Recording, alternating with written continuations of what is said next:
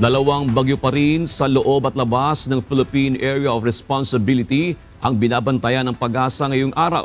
Ang severe tropical storm Francisco na nasa loob ng PAR, inaasahang lalabas na mamayang hapon. Samantala, ang bagyong may international name na Igos ay posibleng pumasok sa loob ng PAR mamayang gabi pero agad din namang lalabas bukas.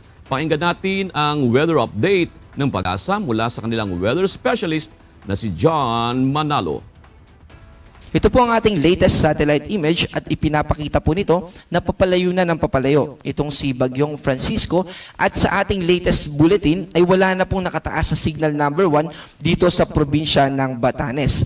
At wala na rin po na itataas sa mga susunod pa na issuance natin ng bulletin. Ang tanging magiging epekto na lamang po nitong si Francisco dito sa extreme northern Luzon ay yung mga kaulapan na kung saan ay posibleng tumulong para magkaroon tayo ng mga pagulan dito sa Babuyan Islands at ganoon din dito sa probinsya ng Batanes. Sa kasalukuyan, itong si Bagyong Francisco po ay nasa layong 455 kilometers northeast ng Itbayat, Batanes. Ito ay may taglay na lakas ng hangin, yung maximum sustained winds sa eyewall ng si Bagyong Francisco around 100 kilometers per hour at pagbugso o yung biglaang paglakas ng hangin na umaabot ng 125 kilometers. Ito po ay kumikilos pa north-northeast sa bilis na 15 kilometers per hour.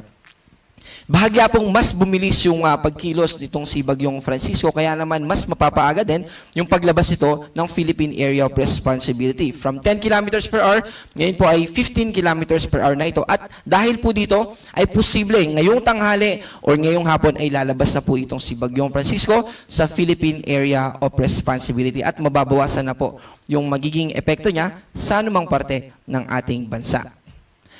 Magsaganon pa man, may mga areas pa rin po na posibleng makaranas ng pagbugso ng hangin. Kasama po dito yung malaking bahagi ng Luzon. May mga pagbugso po. Kasama po dito yung Metro Manila.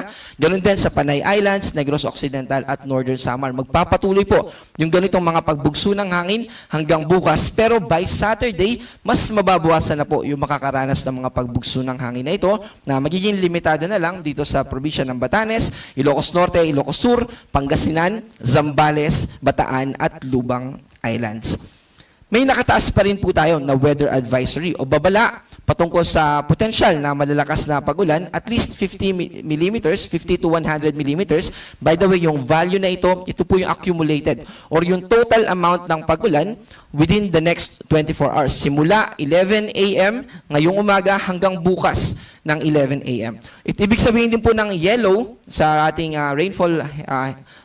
rainfall forecast na tinatawag din natin na weather advisory ay posible yung mga localized floodings. Dito po yan sa probinsya ng Zambales at Bataan. Ganun din po, magpapatuloy po yung ganyang kondisyon hanggang bukas. At sa mga susunod na araw, by weekends, ay mas mababawasan na po yung mga pag-ulan na posibleng maka-apekto yung sa malaking bahagi ng ating bansa. Ibig sabihin, mas magiging clear sky o mas mababawasan yung mga kaulapan na nakaka-apekto ngayon. Kasama po dito yung Metro Manila.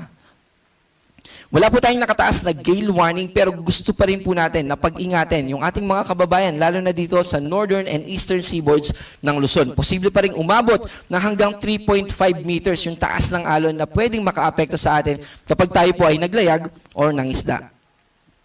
Para naman po dito sa bagyo na nasa labas ng Philippine Area of Responsibility, tulad ng binanggit natin kanina, pagpasok po niya sa ating PAR ay tatawagin natin ito na si Gardo. Sa kasalukuyan, ito ay nasa layong 1,760 kilometers east ng Central Luzon. Meron po itong lakas ng hangin na umaabot ng 75 kilometers per hour at pagbugso na umaabot ng 90 kilometers per hour. Ito po ay kumikilos west-northwestward sa bilis na 20 kilometers per hour. Ang good news po dito ay kahit na magla-landfall ito,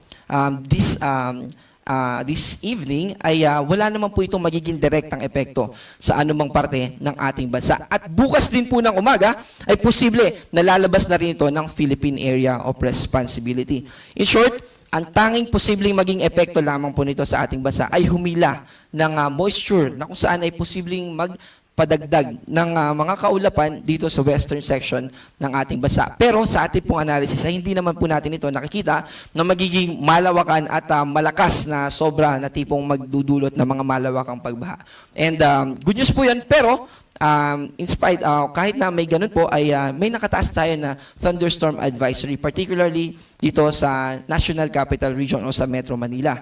At ganun din po, no, ay nararanasan tayo sa kasalukuyan na heavy to intense rainfall sa ilang bahagi ng Pampanga, Bataan at Zambales. Sa mga susunod na oras, 2 hanggang 3 oras, ay posible rin po na makaranas ng mga pag-ulan o mga thunderstorm dito sa ilang bahagi rin ng Zambales, Pampanga, Bataan, sa Metro Manila, particularly dito sa Quezon City, Caloocan, Valenzuela, Malabon at Navotas. Ganon din sa ilang bahagi ng Rizal, Tarlac at Bulacan.